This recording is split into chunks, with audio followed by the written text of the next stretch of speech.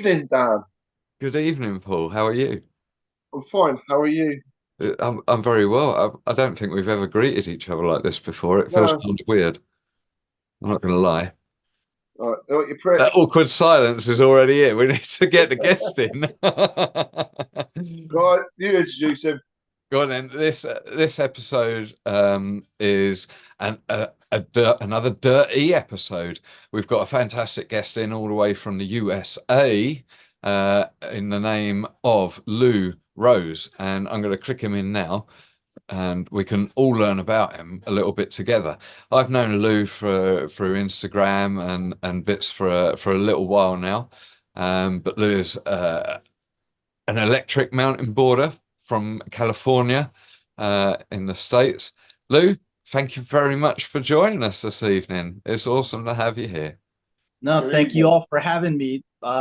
Long time listener, obviously first time, but big fan of what you all do for the sport of mountain boarding and what you do for mountain boarding and the whole scene. It's been amazing to watch.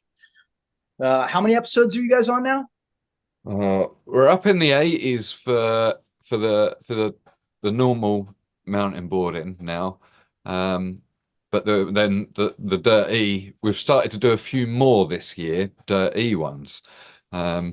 Typically us, maybe we could potentially miss the highlight wave as such, but no, there's plenty of mountain boarders still out there.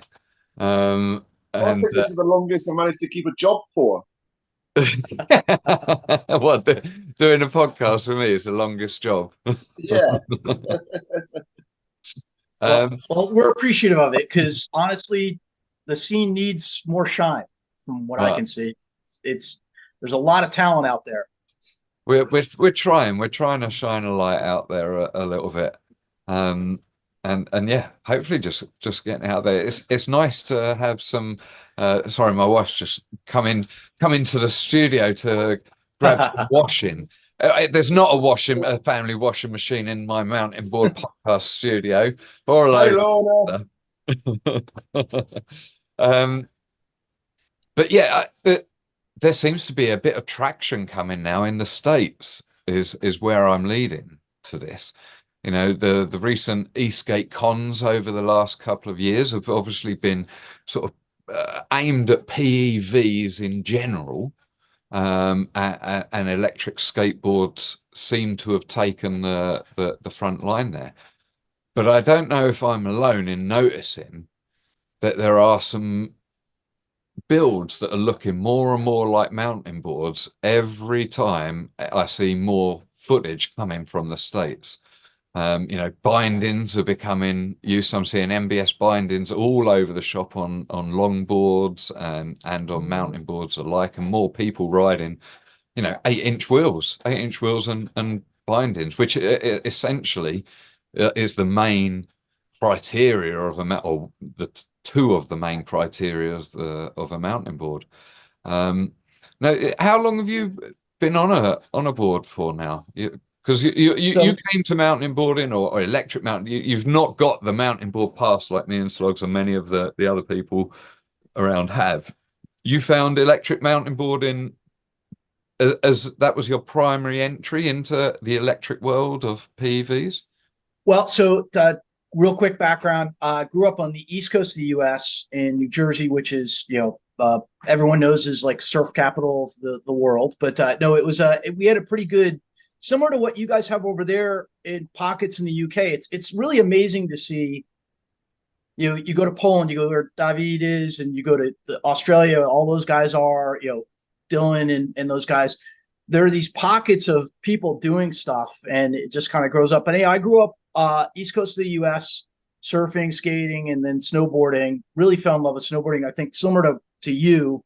Unlike you, um I I opted to work instead of going snowboarding. I kind of regret that, but what I can tell you is that this even though I was working, raising a family, this stuff was always where my focus was, board sports. So about 6 years ago, I received for a big birthday present a kite surfing lesson, which I didn't want. So I swapped it for an electric skateboard. And then that morphed into electric mountain boarding. And what I found is you were getting at it. This evolution towards more of a mountain board build is I went from electric skateboard to an electric mountain board-ish thing to I'm now on an Apex build, and I can give you my specs in a sec. But these are for my, whether you ride street or even off-road, the flexibility, the engineering on these mountain boards is just more simple and elegant, and the turning radius is better. It's just I haven't encountered a build that's better than the mountain board build right now for what we want to do, I think. Yeah, 100%. If you're off road, if you're off tarmac or concrete, in my opinion, as well, it don't matter whether you're riding like the twin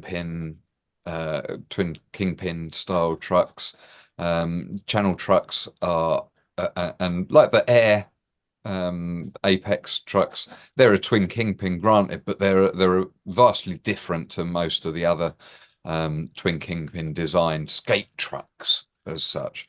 They are built for being off road. Well, they're built to last, and they've got the pedigree and history there with the R&D, haven't they? Well, this is it. This is it. But also, to add to it, you can shred them seriously hard on concrete or tarmac. You can crank turns so hard. And you say about that snowboarding experience. If you get a really nice patch of tarmac for an elongated, it could be like if you go down and get groomer's piste runs on in the morning, it's as good as that, But yeah, you're off-roader, and that's certainly what drew my attention to you, Lou. You've come from you say a skateboard through to another electric mountain board. What boards were you riding up to your Apex? So I have behind me is my Evolve Carbon GT, which is if you follow any of the online e-skate stuff, it's kind of a controversial. Evolve's kind of a controversial company. They're essentially the Burton of electric skateboards. Yeah, they were the first to market. They were really good at marketing. I will tell you that the online reviews are pretty scathing about lockups and remotes and esks unpairing in mid-ride type of thing, but I've never encountered that. So start out with that. It was a good board, but it was a belt-driven board. It had limitations. And one of the things I learned when I kind of got into this, which led me to the mountain board strain of things, is, I really like the combining the tricks and stuff. I'm not a super aggro rider, but I you see my little airs in transition are kind of my thing, and that's part of what I like about this is I can combine exploring with doing board sports, and I see what James is. I mean, I saw some of the footage that James is doing. I've seen the footage that Sloggs and you put out. I love that you guys are just going out having a blast. And then the other thing I'll say, you can see I got a little gray in my hair, is I'm in my mid 50s. I'm going to be 57 in a few months, and I didn't think I'd be able to do all this stuff, and now I'm now having to dial myself back a little bit, and I never thought I'd get there. I'll take that any day of the week at this age. I can tell you all right now, like, for anybody listening, you're 30 years, you're in your teens, your 20s, your 30s, take care of your parts, because, man, you're going to want to do this stuff when you get older, and you now got all the toys to do it. Just one little side link. I have a friend of mine who has been really sick for the past decade. Couldn't, and was a big windsurfer, kiteboarder, all this stuff. Skateboarder, snowboarder, couldn't do any of those things. Finally got on an e-foil. It was linking turns on this, and she sent me a video. And I talked to the person. They were you can understand, because you guys have been doing this for so long, and you're compelled to do these things. These toys are amazing. Anyhow, sorry, I didn't mean to. They're liberating.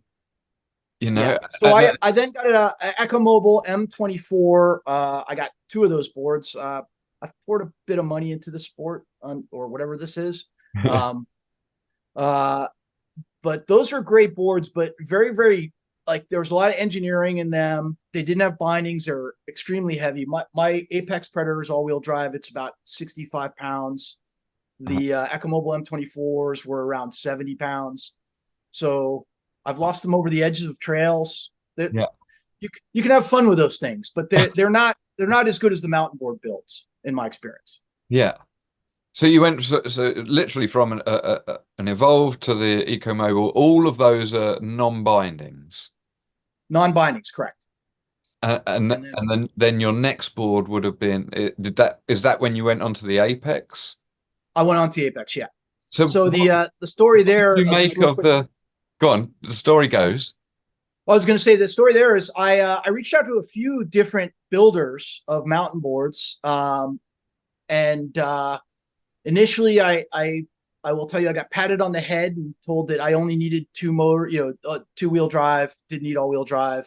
But fortunately, I reached out to Lee and Ben and Karen, I guess is how to pronounce it. They were wonderful. They were initially skeptical too, and I don't want to throw shade at the other companies because this is all new and these people know this stuff better than their customers a lot of times. But I can tell you that my experience with those guys has been great. They built my board. They custom because they don't make all-wheel drives right now. And they were great. With all these products, we're all essentially beta testers of these boards and stuff. So we had some issues initially. They worked it out. Their customer service is phenomenal. I honestly, and I've looked at the cost of DIY, and God bless those DIY people because they help us out a lot with all this stuff. Like all the progression and parts is coming from those guys. But these guys, they build a darn good product it's pretty economical too. So they're into my Apex ad. I will tell you, the other company I buy products from, I've swapped out some of my base level parts, and these guys provide it, and they're good too. I'll still do business with them too, but it just does illustrate how kind of wild westy it is out there in this space. Well, this is it, especially that there aren't any electric mountain board manufacturers in the US.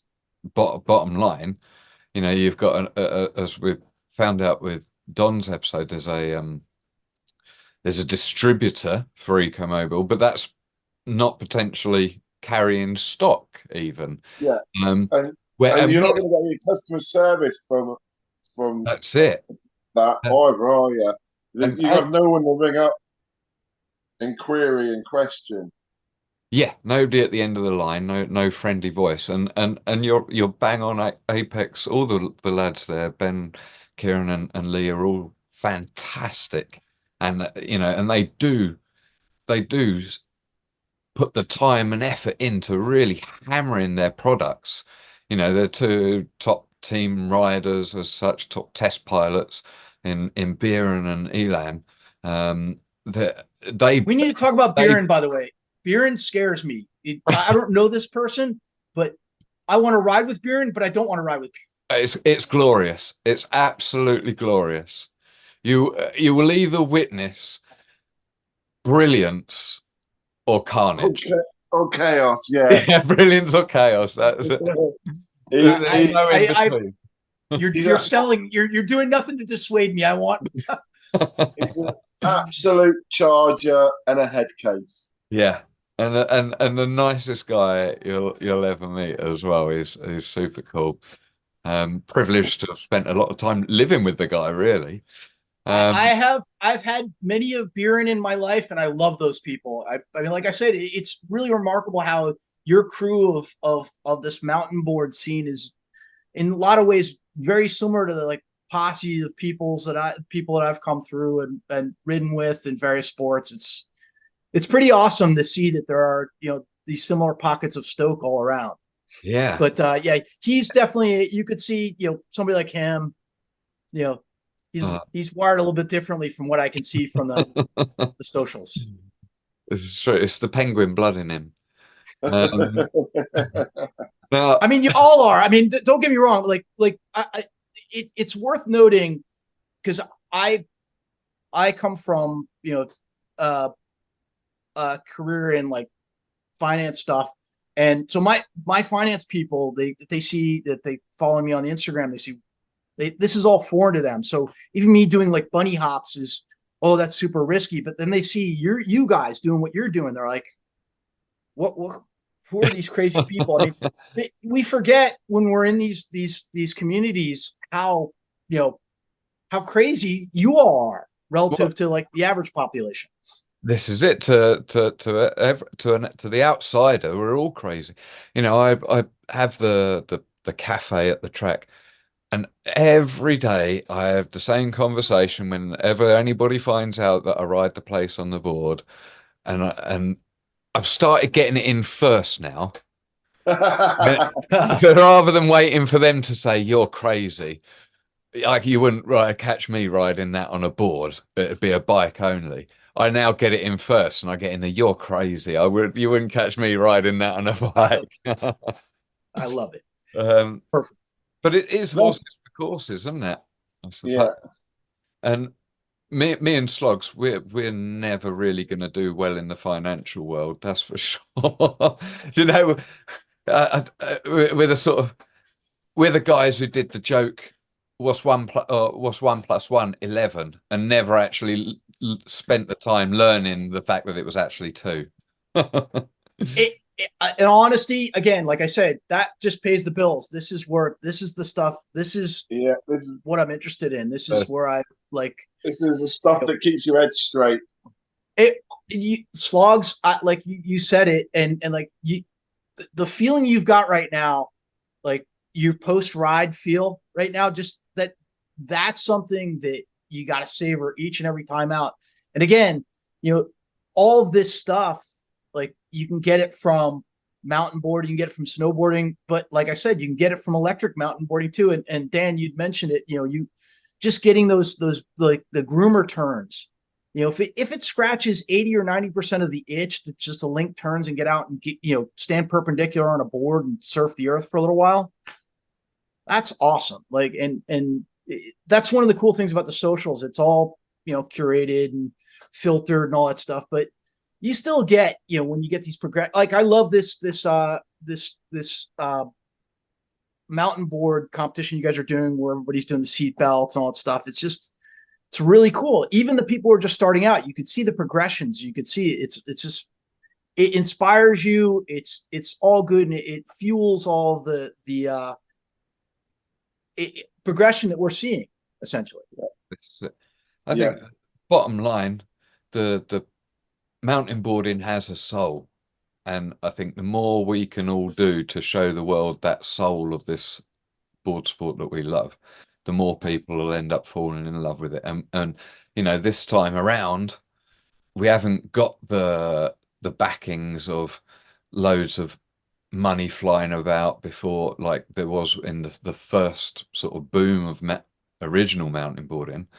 And now COVID, I think the electric scene saw a massive rise during the COVID pandemic because of people, wanting to sort of reclaim their freedom and, potentially having a bit of cash there to put into something that they could do from their home. And it has made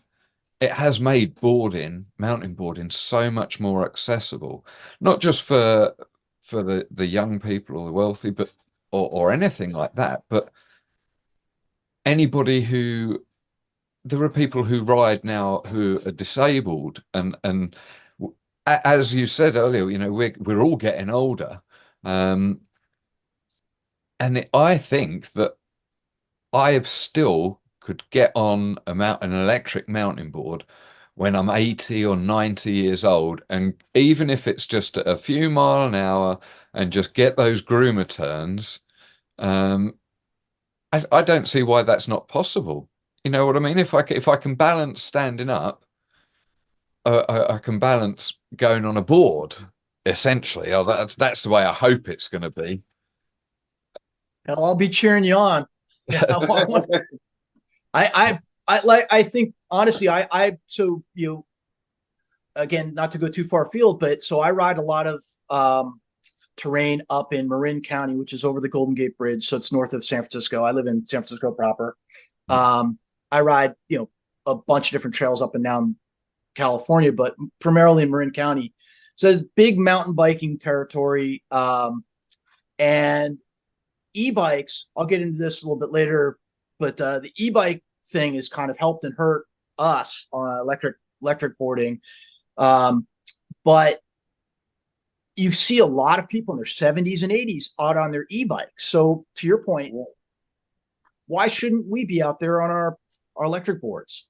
Exactly. Exactly. And how? Go on, Sloggs. Talking of terrain, you sort of mentioned about that there, but you've got some decent riding spots out there, haven't you? You really are lucky. From what I've seen, there's some.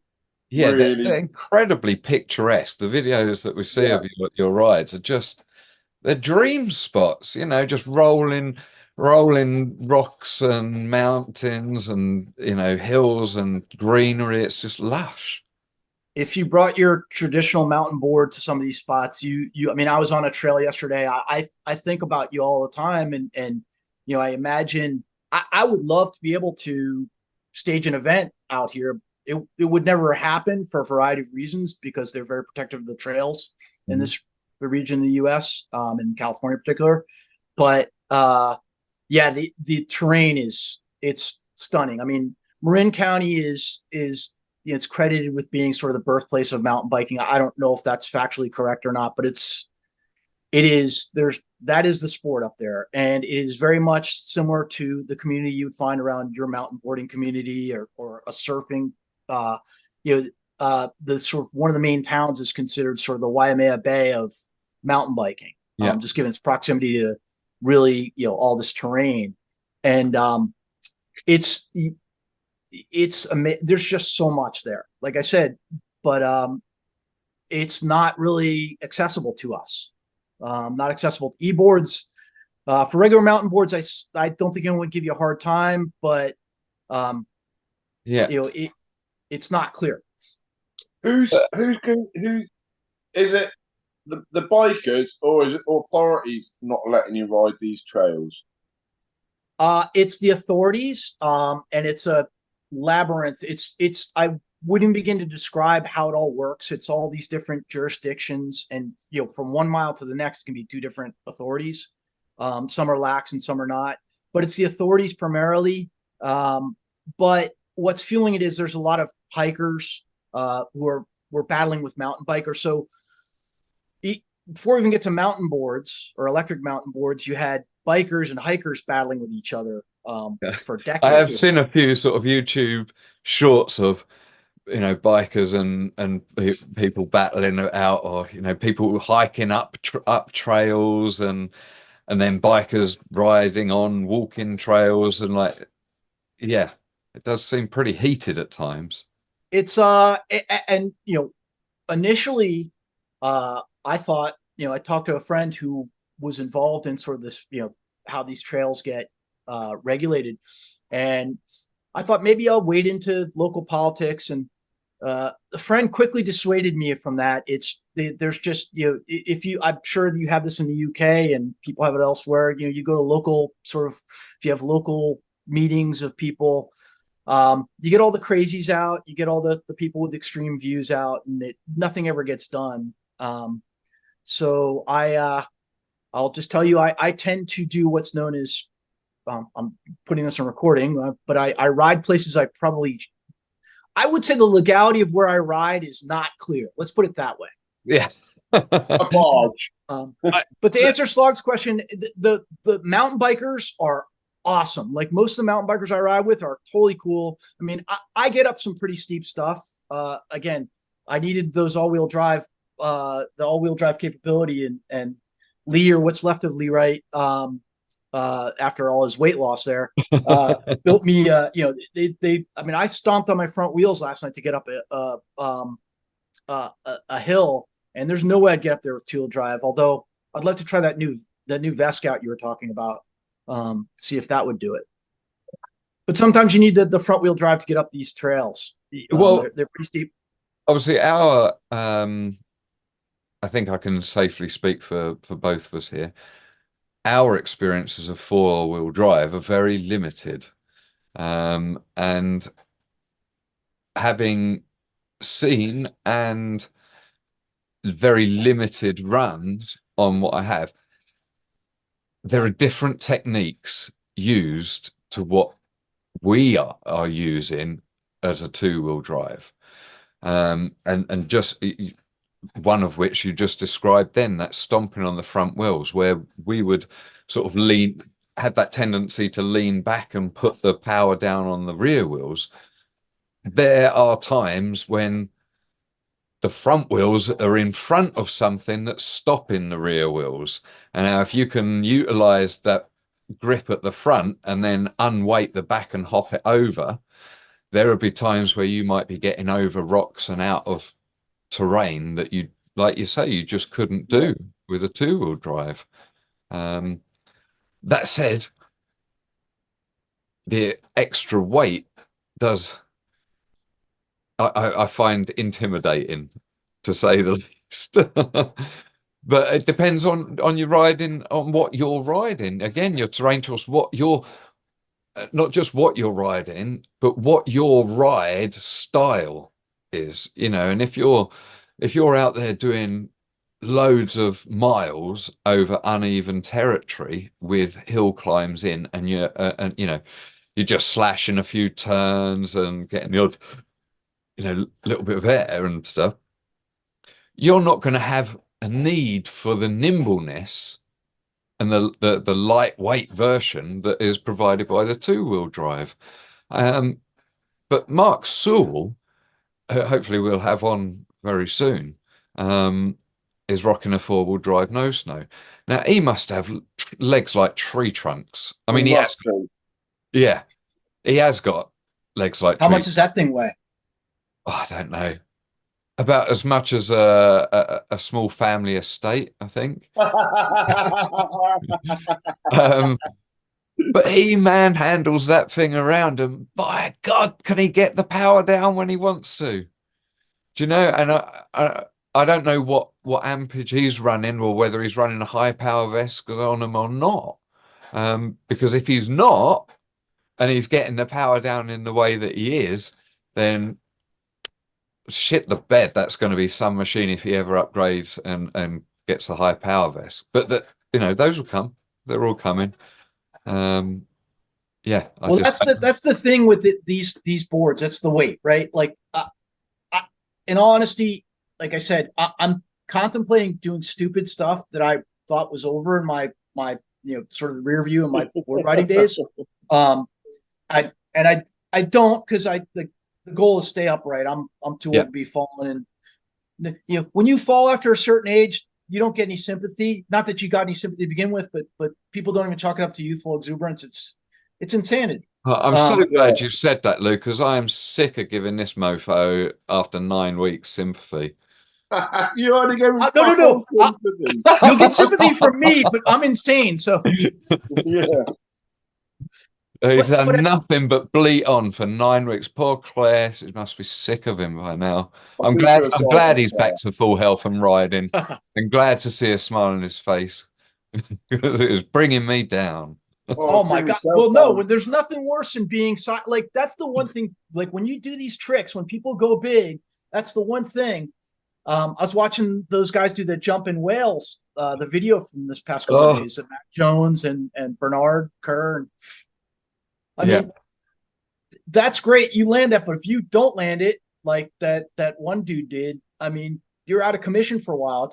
It's as Sloggs knows, it sucks. It's just out of commission. It's the worst. You can complain to us, but most normal people won't. And honestly, as Dan notes, we aren't too sympathetic either.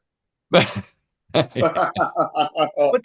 the thing with these boards, that's the progression with this. So I joke about my airs in transition. They're old man airs in transition. I love them. They work for me. I get a kick out of them. But I'm riding a 65-pound board out, like I'm 4 miles out from any major road. I should also add that I'll bring this out in a second, but I'll have fire extinguisher because I got a giant LiPo battery, sitting there in the middle of fire country. So I got to think about all these things. But if they start progressing and building 20-pound all-wheel drive boards, because the batteries are smaller and more lightweight, and then not to get too far afield, I think I may have even sent you this article a few years ago, but Popular Science, or one of the science magazines, did a whole article about making superstructures out of the battery. And this is for the car industry. Yeah. But it is the holy grail for all of this electric stuff, is to create lightweight batteries and then components, so that, because that the 14-year-old electric mountain boarder, the 10-year-old or the 4-year-old is out there right now, or whatever they're going to be riding. The future is above the surface. It's not riding these terrain. It's really surfing the earth and taking advantage of all the terrain that's out there. That, I mean, you look at what Dylan and all those guys did in Moab. I mean, I want to take an electric out there. I mean, imagine that. By the way, we have to do something. We have to do something next year. It's an endless lines, Moab, isn't it? Come to Moab next year. Meet us all over there. Done. I'll be there in a heartbeat. Bring an electric, because we won't have one. We won't be able. I'll bring my electrics. I'll bring my buddy who Awesome. Downhill longboarder, jumped on one of these things and is in love with them now too. And we'll keep you posted on dates as soon as they're locked in. Have you been to Moab before? Yeah, you haven't. Have you? No.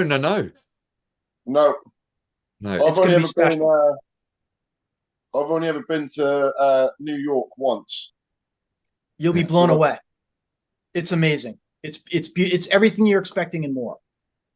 I can't wait. I've since 2002 I've wanted to go there. So we're now 21 years later. We're 22 years later. Make it happen.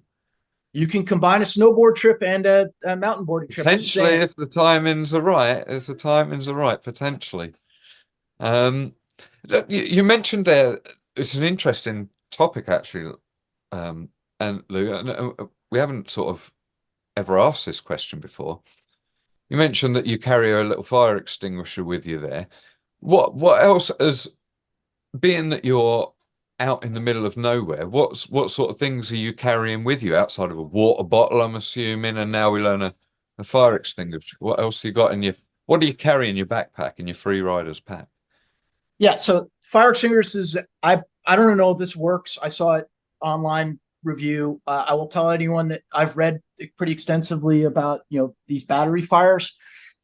Once they get started, you really can't put it out with a fire extinguisher. But my hope is I can control a cell if it's catching on fire. But if you get that catastrophic effect where all the cells just start igniting, you're in trouble. So I carry that. The other thing I do carry, which I use, is I have an old, soft top surfboard rack. Like you could tie a rack of top of your car. I've used that I told you I lost my EcoMobile M24 off over the side. I use that to haul that up. I've used that to secure things. Like you said, water bottle, wrench. I have a spare in there just in case. I'll pop out my pop on my tire, just throw it on there and ride on the fly. But I mean, a lot of the rides I do are pretty long rides. They're 15, 20-mile type rides. Luke, away from. Are you doing all these rides solo as well? By and large. Yeah. That's what I thought. Yeah, I mean, unfortunately there's not a lot of people to ride. I mean, if you guys were here, I'd be. This is the weird thing about board sports. Like in surfing here in San Francisco, when people started surfing, it's not very hospitable surfing. It's a lot of work to surf here. The conditions aren't conducive. It's not like sunny and beautiful every day, and so people would drive around looking for people to go surfing with back in the 60s and 70s. Now that's not a problem. There's too many people. This feels like one of those things where if you guys were living close to me, I'd be annoying you because I'd be calling you to go for rides every day. Yeah. But it's mostly alone. I do have a friend, as I said, he was a downhill longboarder. I got him out on my EcoMobile M24 and immediately, could tell it was a skateboarder because as soon as he saw the feature that I like to hit, he went right off at first, without even looking, without even thinking about it. Yeah. And I knew I had somebody. But there are a lot of people there. I thought in my weird brain that there'd be a lot of people, they'd see me out on this and they'd want to like do this, and this would be all the rage here. Apparently, spending lots of money on electric mountain board and then going riding on weird terrain is not everyone's thing. No, I mean there seems to be quite a big PV community in America, but it all seems to be centered around the cities and riding around in a urban environment. What's the legal? Is that legal there in the US, or is that state by state, or what's? I think it's jurisdiction, so it's state by state or even city by city. But I think the way the cities in most of the U.S. it's kind of the Wild West. It's the legality of these devices. They didn't contemplate these devices, when they made these laws. So now you've got electric unicycles, you've got electric skateboards, you've got electric mountain boards, you've got all these DIY builds, one wheels.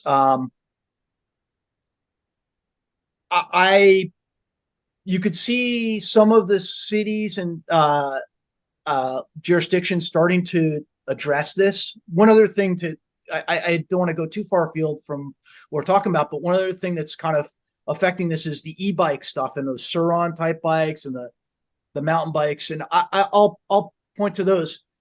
People are taking those up on these mountain bike trails, and that's what's going to get me legislated off the trail, not me. Yeah.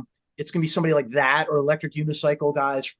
There are a group of people over in the East Bay, sort of the Oakland area, to orient you, Bay Area of California, but they have been riding trails, and I know they ran into some problems out in some of the trail authorities out there. What are the sort of consequences of running it? The tickets are probably about $500 US is from what I've heard. So they're pretty significant. It's the cost of a new electric skateboard for like a basic level skateboard, or and you can't just chuck it back in the face right up. I can't speak to that. I don't know how they. I don't know how they. Well, no, I'm just trying to think, like, because is it a ranger giving you the ticket, or is it? It's a ranger, yeah. Such? Do they have? Because like in the UK, by contrast, we have rangers that might work for national sort of authorities, if you will, like the National Trust, the Woodland Authority. Yeah, they're park rangers, but they don't have a power to arrest or give a ticket or anything like that. That only comes from the police. So it's like a civil authority as opposed to you get a stern warning. Yeah. But so you're telling me that these same people, if they do the same job as park rangers, we're assuming, they have the power to give out tickets if you're caught on there. But you don't have a license plate and you don't have to give them your details. I think you do have to give them your details. I have not been stopped. Yeah. What I can tell you is, so for one of the most famous mountains and a big mountain biking destination here in the Bay Area is Mount Tam, right just over the Golden Gate Bridge from San Francisco.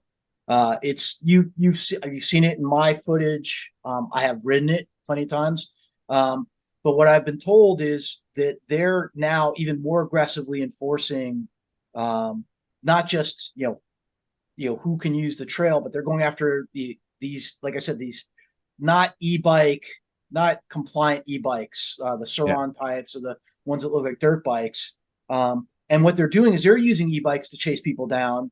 And I don't know, how they're, I think they can compel you to give them your ID if you have it on you. The convenient excuse would not be have it on you. But the net effect is right that if they're enforcing this enough, they make it a no-go zone. Crazy. But in the cities and towns, so to get back to what you're talking about, yeah, the group ride stuff has been great. I have definitely been interested in those from time to time. I will tell you, like, so for example, the group ride that was featured online this weekend from Wales that James and all those guys wanted, that looks great. The stuff in urban environments, I just between the cars and then sort of you get the randos who join in. I've seen more accidents and people causing other people to collide into each other. 100%, which is why it kind of blows my mind that to go away from the dangers of that would be to go into a more rural environment, aka the countryside around you. And but doing that's not allowed, but you guys are allowed to do it in the cities where, I mean, to be totally fair, in the UK, we're not supposed to be doing it anywhere. You're only allowed to do it in private property, off-road private property. But people still do. And I think there's kind of like a grey sort of, we'll look past it a little bit if you're behaving yourself. You've got to be really unlucky to catch a copper who's had a bad shift just to do a spite. I think the rest of them just really they're not asked. Yeah. Yeah, that makes sense. I mean, again, if it was a local, so that to your point, to what Sloggs and you just said, that's I think what's going on here. There may or may not be rules and regulations against riding PEVs in city streets, but the cops are they've got other, you guys all see the news headlines. The news is a little bit overstating the problem. Stop me if that's a shock to you, but things aren't as bedlamy on the streets of San Francisco as you might see in some of the reports, but there are other things going on besides people riding their electric skateboards and one wheels and that the cops need to focus on. So I think Sloggs is bang on with that. It's a function of them having other stuff to do. Other priorities. The trail authorities, though, that's their main job, and they derive revenue from it, and they really do. I mean, I was riding along, didn't encounter another human being for about 30 minutes into my ride last night on this obscure trail. It's a Sunday evening around 4:00 locally.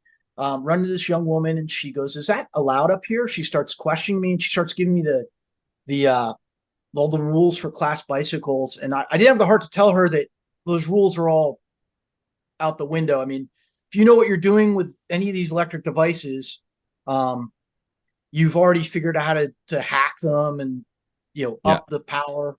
I mean, people who mountain board, electric mountain board, skateboard, snowboard, mountain bike, kiteboard, surfboard, anything they're doing stuff.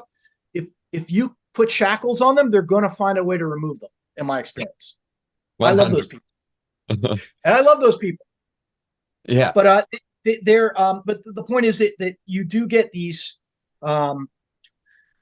There's a movement behind. There's a hiker movement. There's a nature anti sort of biker.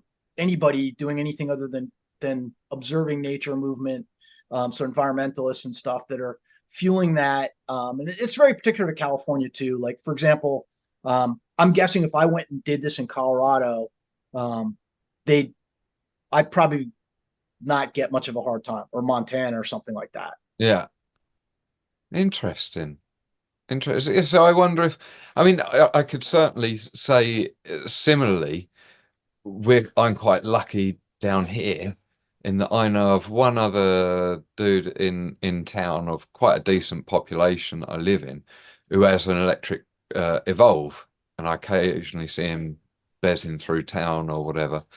But he only rides on road, whereas I'm the only other mountain boarder within at least 50 mile, I should say. Beeren's probably my closest, then Sloggs.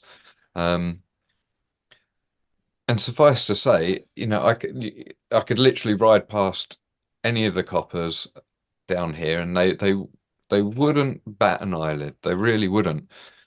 but like you say, it comes down to revenue, and I think London certainly has seen spates of time where they will just go out at peak times and just drag in e-scooters and anything that's not a legit e-bike that is governed to 13.5 mile an hour and a certain amount of torque or whatever. And they just pull the whole lot in, and I think that they do make a revenue out of it at those times. So yeah, bastards. Yeah, no, it's again, and I want to be clear. Like, I I'm pretty stealth about how I do things. I know where trailheads are that are not heavily trafficked by rangers and that sort of thing. And I'll avoid certain trails on the weekends. For example, I mean, a lot of places I'd love to go are no-go zones on Saturdays and Sundays, which is when we have the most time. Yeah. But on the flip side is I have run into plenty of trail authorities. A lot of them will say, I'm not supposed to say this, but where do I get that? I mean, Yeah. one of the things about all of this, and I've been putting my rides online, not because I'm do anything sick or anything, but I am doing different terrain. I want to kind of show people the power of these devices and what you can do. But I've dragged traditional mountain boarding into my feed, and it's gotten into people are asking questions not just about my Apex Predator. I get a lot of people snapping pictures of the board. I'd be curious to see if those guys got inquiries from this part of the country, but I will tell you that you get people interested in regular mountain boarding too, because that's way more accessible, and you can do that. And I mean, the beauty of regular mountain board of this sport is you can do it anywhere. You don't need snow. You don't need offshore head high conditions to have a great day. You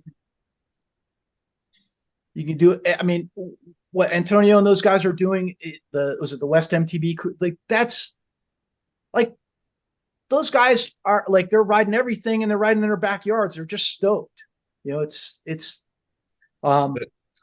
the point I was making is some of these rangers, trail authorities are us. They do the stuff we do.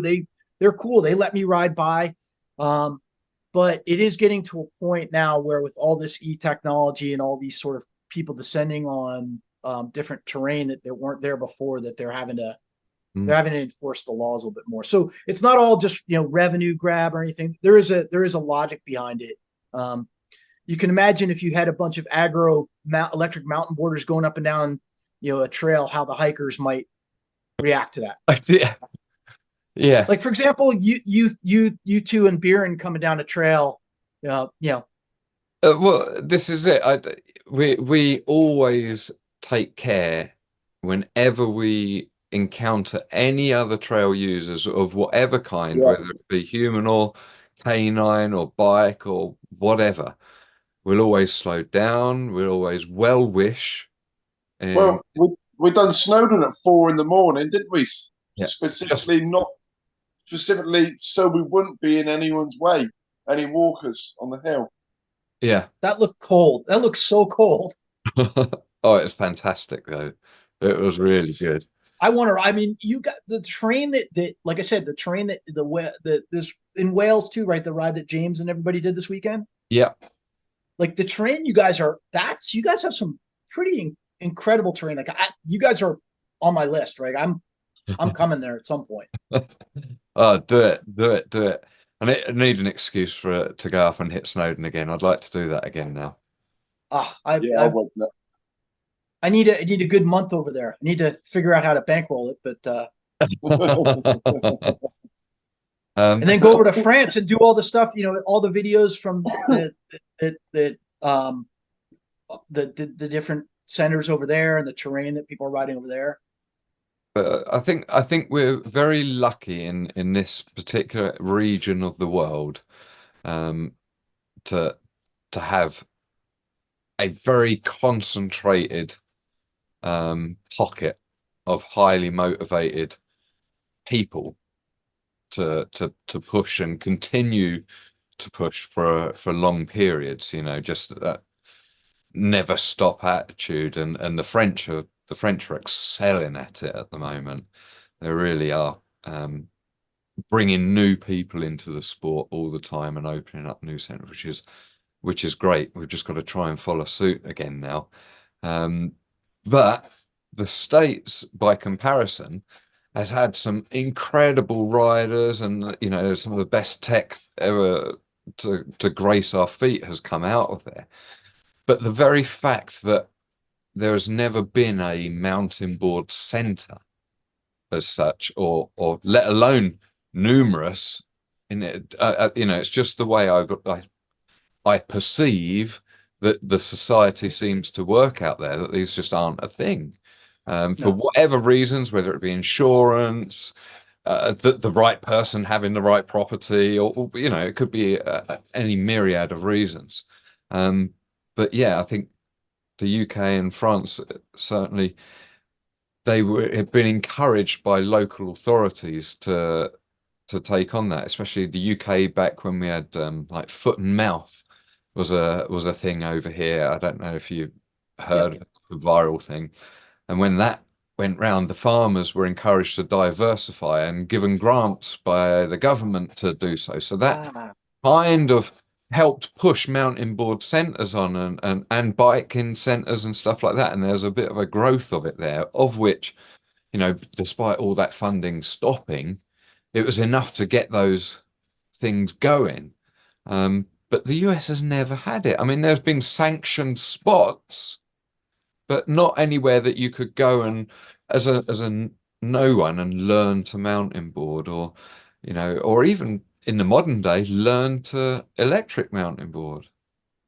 So well, this is what I was getting at. Like I said, I've come across trail authorities or people who are initially resistant, like look at this thing and go, they start to understand what it really is. And and most people, generally speaking, are pretty receptive to it, even if, like I said, they won't allow me to ride on the trail.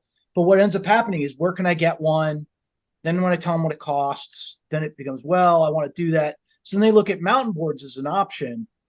So all of which is to say, I wouldn't be surprised to see that change. I mean, one of the things because you've spent some time near ski resorts, is they need to diversify revenue in the summer, and mountain boarding seems like a natural. I mean, they obviously get the mountain bikers. Mm-hmm. I mean, we ride a lot of the same terrain as the mountain bikers. That seems to be one of the possibilities. But I do think it's, again, if I had known about mountain boarding, like when you guys were really getting into it in the 90s and early aughts, I would have, I just didn't know it existed, or maybe I saw No Snowboard online or something and didn't think too much about it. But if I'd had this as an option for a board sports outlet, it saves me driving up to the mountains and spending all the money to buy a lift ticket. And, again, with anybody who surfs knows that it's condition dependent, and surfing is kind of an inefficient sport. You sit around a lot in the water in the lineup. You sit around a lot waiting for the waves to be good. So, yeah. And in this country, it's fucking freezing. Yeah. There's the critters and the cold water too. And if you surf in a city like San Francisco, you got to worry about your car getting broken into while you're out in the water, that sort of thing. But I think, to your point, I would not be surprised to see mountain boarding grow over here in the next couple of years, just because I think it's made it more into the electric stuff. To your point, has brought a lot more attention to regular mountain boarding. Like I said, I have friends who didn't know what mountain boarding was, or board sports. They're surfers, they're snowboarders, they're kiteboarders, that sort of thing. And they're now looking at mountain boards. Yeah, it's part of their board quiver. Well, exactly that. I mean, it is a perfect cross trainer for snow sports. And you say, we talk about price of entry for an electric mountain board. I think looking on site, I think a new tramper, I'm not sure how much a Predator costs, but a fully loaded tramper is probably setting you back with batteries around about 2.5K in the UK now. I assuming Apex is probably a similar sort of price. Now, last time I checked, a snowboard deck alone was probably going to cost you, if you're looking at a decent quality one, which you've got to by comparison, because these electric mountain boards are good quality. You're probably looking at $500-600 for a snowboard deck. And then you've got to add on the bindings, which again are going top quality. You're looking $300 there. So now you're up to $1,000 almost. And then you got boots and your outerwear and your protection. Well, we take protection out of it for the sakes of this, because you want protection in all of the board sports. Lift pass. That's the thing, isn't it?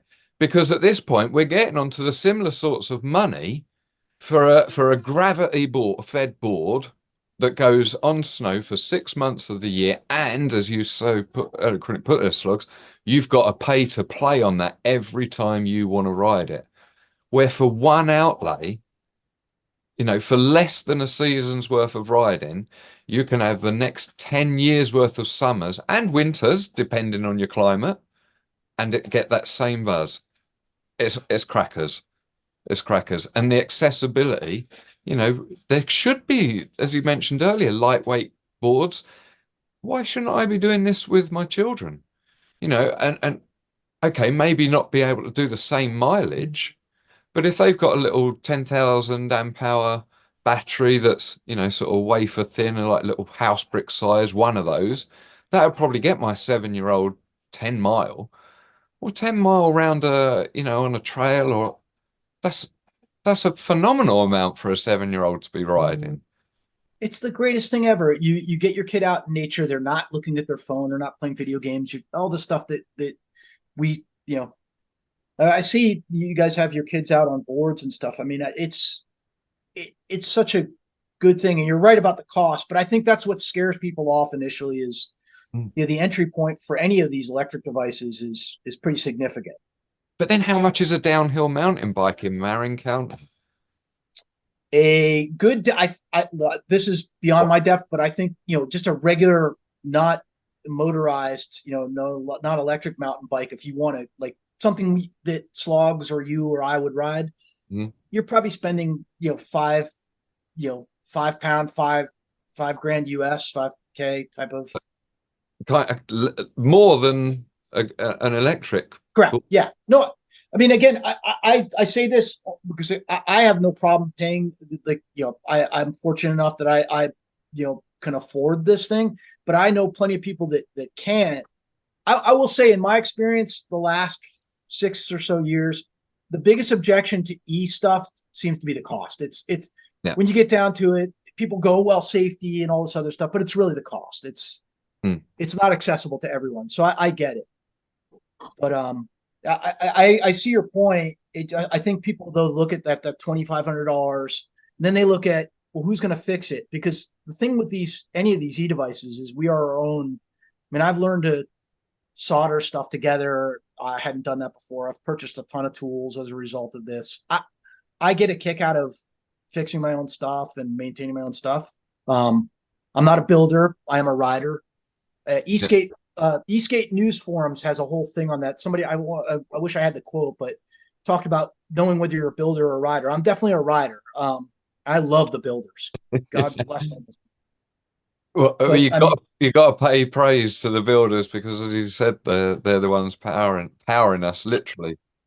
Doing the iterative stuff, just messing around with the electronics. God bless them. But my point is that these things you spend $2,500 sterling or US, then you got to get the PPE, and then you got to figure that whole part out, and then you got to figure out like how to get repairs, how to connect. It's if you're not plug and play, if you're a plug and play person, it's not a great sport. So I that's the only thing is it seems like we've evolved to people expecting plug and play with everything, whether it's mountain boards or phones or whatever. I definitely think we have evolved into that a little bit. I'm probably full foul at myself, being, as you class myself as the rider as opposed to builder, for sure. I'm definitely on that side of the coin. If I hit it, will it work again? Is about as technical as it gets. Yeah, I usually ask after work again after I've. Like I said, the one downside from me riding with all you guys and some like beering is I really am gonna probably test my old bones. Well, This potential.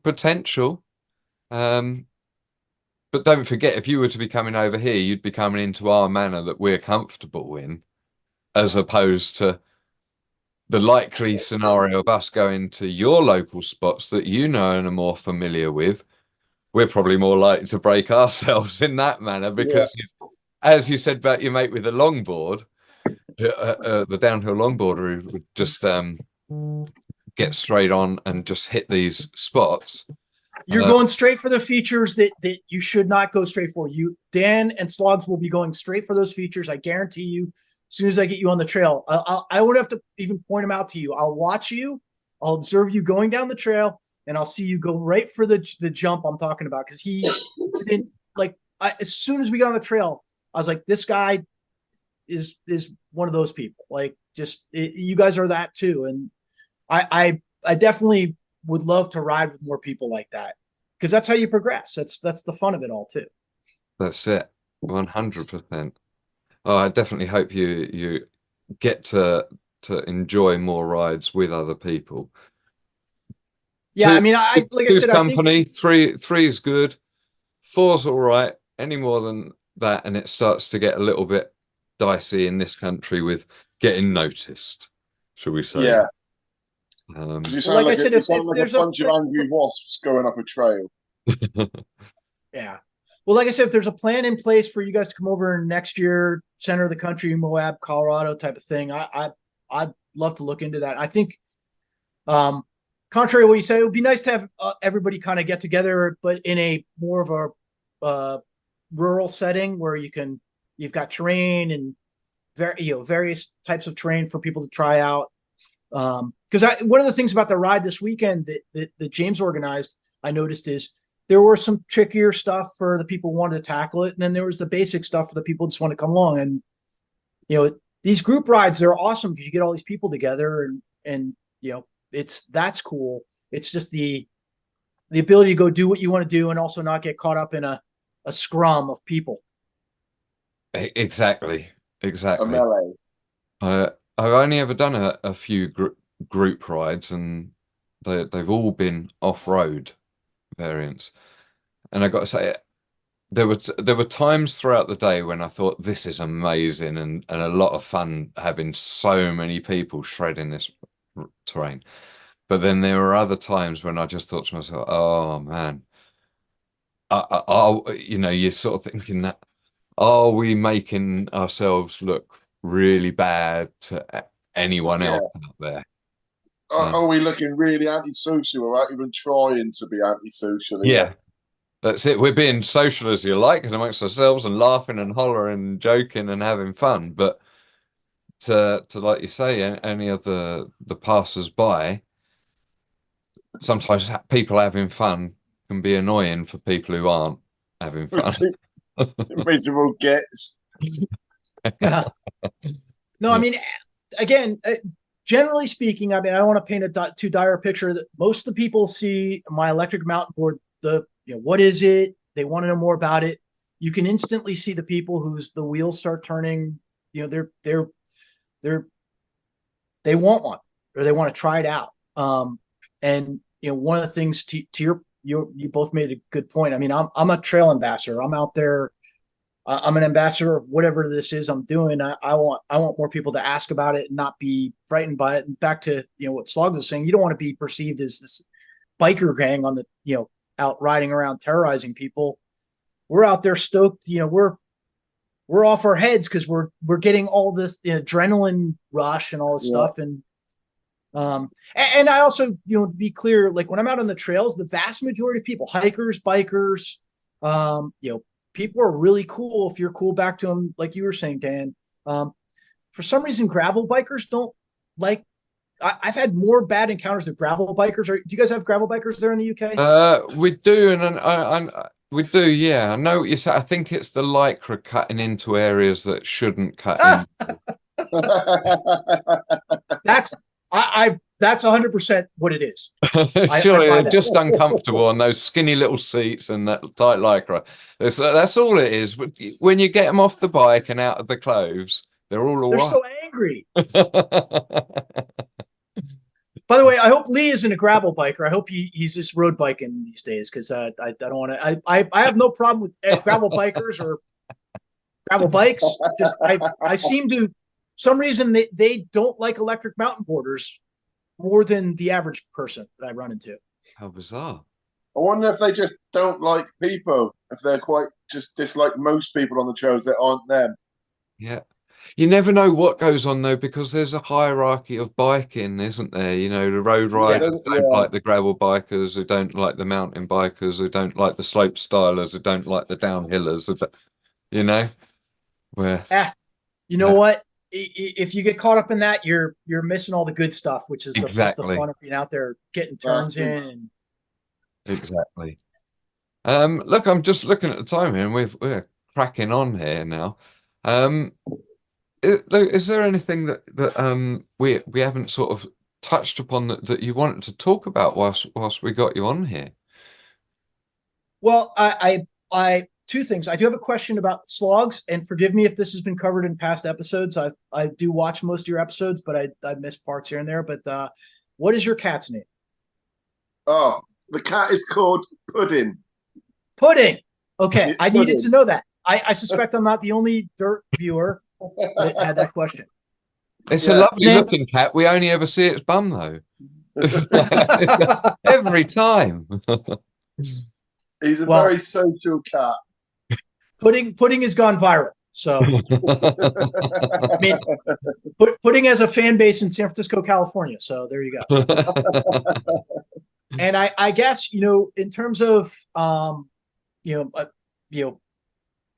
I'm really curious. I just a request, when you guys do come over here, I'd love, I know you guys will be promoting and everything like that, but just I think what you guys are doing for mountain boarding and then mountain boarding, we don't have these avenues to talk. And you have online stuff on Reddit, we have Instagram to kind of share our rides and stuff, but having a venue to talk about whatever this is that's evolving out of mountain boarding is really, really appreciated. Like I said, you had Daft on. I mean, John Davey, like I picked up a ton watching his episode. It's talking about, then I learned about the new vest. I hadn't heard about that stuff. That's and so I guess, I'm sorry, what were you gonna say? I was gonna say, we don't have things like this anymore. Yes. With articles and adverts in and reviews or anything. I mean, we don't do reviews or unboxings. That's all right, isn't it, Sloggs? No, I don't do unboxings. Well, I'll tell you what, John will be stoked to hear that you really enjoyed his episode. You took a few bits away from that. He'll be well happy with that. No, I mean, like I said, the we don't have those magazines that you said. I suspect both you went cover to cover in those magazines. Like even the adverts, you looked through and studied. Yeah. All the magazines we used to get cover to cover, read it. Sometimes several times. You read. We don't have that, so having this has been hugely valuable for people like me. I suspect and plenty of the other people. But I'll just say, please keep doing this, and when you get over here, make sure you promote it full well, because I suspect the number of people that are interested in eyeballs on mountain boarding, electric mountain, are only going to increase based on my experience. Fingers crossed. Let's hope so. And to be fair, we get to talk to it's just, for us, it's really good because we get to talk to all these people from all over the world about what they're doing and what their scene is like in their country. Yeah. So it's a real privilege, really. What started out, and I don't know, interesting topic. I think I may have said this in one of the other episodes. We mentioned Lee a number of times here from Apex. Thanks has to be given to Lee. When I first started electric mountain boarding, I was obviously following whatever I could get online. And Lee Wright had his YouTube channel, and he super friendly guy. Reached out a number of times, and we connected and had numerous chats. And he actually gave me a GoPro to film some stuff on it, albeit an old one of his that you know wasn't any use to him anymore, but it certainly was of use to me. And it was only through some of his encouragements, you know, not just in that GoPro, but in initial edits and stuff like that, making my first mountain board movies, that without that and without the confidence that he helped inspire, we wouldn't have a Dirt. We wouldn't have the podcast either, because I would have never have taken those steps. And, you know, Sloggs would never have got a board. Sloggs were and Sloggs, you inherited that GoPro, didn't you? Yeah, inherited, and the board. Yeah, and the board there. So it's always looking for ways to pay it forward. And this, for us, like I say, was started out as a way to pay it forward and has turned into an absolute privilege.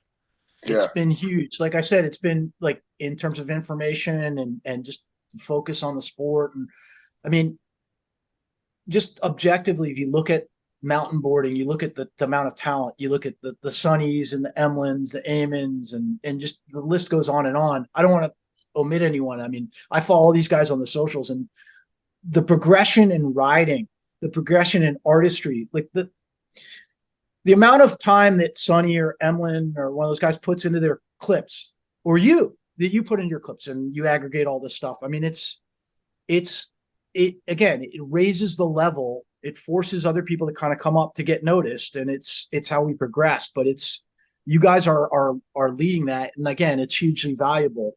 And again, we can get into the heel strap. I don't want to take too much of more of your time, but we can get into the heel strap versus no heel strap debate. I'm a no heel strap person right now, but I'm not. I definitely try heel straps in the right terrain. Where I go, I like to try to get free, but just stuff like that is hugely valuable, because I can hear what John Davey is saying about the control heel straps give you. Yeah. And then I learn about, you know, how he's playing around with his ESC settings, vest settings to, you know, this is how we learn and progress. So it's what you guys are doing is a huge service. Sorry, I don't mean to gas you up too much, but I suspect I'm not the only one who feels this way. No, we are always surprised and stoked to have the support of the community around the world, and it literally is, you know, like I say, we started it as just a way of remembering the good old times, and has morphed into far more than that with the live stuff that we did from the champs, the game of ATB. You know, it really has gone on to and snowballed into more of a thing, yet still tiny, which is great in some ways, you know. And I hope that as mountain boarding does hopefully flourish and bloom and go on to bigger and better, I do hope that the community stays as friendly as it is and always has been, you know, and isn't watered down by, you know, having more people do it, you know, in the same way that snowboarding or skateboarding becomes a little convoluted as such. But I honestly, I don't think it will, because there's a slightly different thing inside here that makes people go onto mountain boarding, whether it be as a cross trainer for snowboarding or skateboarding or whatever. There's, you know, there's just something different there. You're gonna fall. You have to be if you're get on a mountain board or electric mountain board, you're gonna fall. Yeah, you have to be good with that. Yeah, you have to be good with mentally prepared that you will at some point eat shit. You're gonna eat shit, and you're gonna have a couple of those, you know, question your life. Say, I mean, I have made myself so many ways on these e-boards. Not really, but I mean, I've done stupid stuff, and you know, what's the saying? You know, fuck around and find out type stuff. It's I mean, I suspect you guys are this way. I mean, I have a little bit of an effort function where I'll just like just go for it, right? And you learn with scars and blood, and so you have to be prepared for that. So I do think that's, in my experience, people who do this stuff are a little bit chiller about like, Yeah. But it is like, possible to ride these things in a very chilled manner. yeah, As we said earlier, that's the strange thing. Although we all have this little switch that makes us go, push that trigger forward a little bit more. But there's also, as much of it is that we could put our grandmothers on these boards and they'd be able to, especially the electric ones, with having the brake and the accelerator and being able to mess with the ESC settings to be able to, make it more cruisy or whatever, or give it a top speed of whatever that may be. So you can make these as beginner friendly as you want, if you knew what you was doing with all the settings. yeah. But when John Davies talking to Sloggs and Dan about drift, I know that's where you guys are like, okay, so how do I get more drift? Like, and when you talk about being 80 and being out on the trail, I will bet money on Sloggs and Dan. They see that feature where you can get a little bit of a jump. If you're 80 years old, you're going for that. They're still going to go for it. If you still think you can land that, you're still going to go for it, right? Yeah. I mean, Yeah, I hope my comfort zone stays quite large. I'd like to hope it does. but I mean, I can feel that now, and like I said, I'm a little bit older than you guys, I think, and like I shouldn't have that feeling right now. I should be in self-preservation mode, but it doesn't go away. Like I feel like this stuff is gonna just, Oh, no, like I said, I'm stoked. I want to see footage of you guys doing, maybe you can do some of these airs you're doing for the mountain board competition. You can do on an e-board by then because we have light enough boards. maybe. Yeah. Maybe. I know Eamon has actually spent the weekend at a festival doing a few shows, I think, on his e-board, doing just that. But Yeah. then Eamon's a freak of nature, and anyway, and he'll think nothing of backflipping or 360ing on those things as well, which I find quite. Those guys are such great ambassadors of the sport too, because they do some really. Yeah. I mean, their riding is insane. Their footage they're artistic as heck. Their Yeah. presentations. They've got everything, haven't they? That's it. I do hope that the scene continues to grow, and we think with events like EskateCon, and I think if the more and more a Tramper had a representation there at EskateCon this year. I don't know. I want to get on a stooge board. I want to get on one of those stooge boards so bad. In Las Vegas, wasn't it? Yeah. And I would actually go down there next year. I like I said, if I got an opportunity to go try one of those stooge boards, I might try. I don't know if I'd go as fast as some of those people, but I'd love to try. I'd like to have a few launches on them, that's for sure, because they seem to take off like an absolute rocket. But yeah, scary stuff. Scary, but good scary. I mean, when you see how fast some of these guys are going and what they're doing, it's yeah. Well, look, if it's all right with you, Lou, I'm going to look to tie the episode up there for tonight, if that's cool. I really have enjoyed this so much. I probably could have just carried on rambling and musing for hours, to be totally honest with you. But yeah, let's do it again another time. Appreciate the time, and like I said, I if I sound like I'm gassing you up, I am, because I'll speak for at least myself, but I suspect there's others out there. We don't have this sort of outlet and ability to talk about what it is that's going on in the space, and there's a lot of exciting stuff. So thank you guys for doing this, and appreciate you including even somebody out here kind of on the fringes like me. No, you're more than welcome. We're all on the fringes. We're all on the fringes, man. And you absolutely embody mountain boarding, whether the spirit of mountain boarding, whether it's electric or not, and just getting out in nature and riding the hills and trails around you. It doesn't matter whether it's electric or not. It's irrelevant. You guys had Burke back on like one of your first episodes, and I was like, these are my you kind of are my I don't know you guys at all, but like I dig everything you guys are doing and talking about. Like that's where I'm at. That's what I'm about. All the stuff you guys are doing. So please keep doing it. Yeah, and you, bro, make sure you tag us in your posts and that, and we'll get out there. 100%. And let me know when you guys are over here, because I'm coming to wherever. If you guys go to Colorado, Moab, I'll be there. Perfect, ladies and gentlemen. This has been this episode of Dirt-E with Cheers, Lou. Thank you very much, Lou. Thank you, guys. Have a good evening. Way aye, man. That was dead canny as out, that like. Cheers for tuning out to listen. Now, before you gan yem, don't forget, if you want to keep getting doing with the Dirt-E fun, like and subscribe. Get amongst it. Shy Ben's getting out.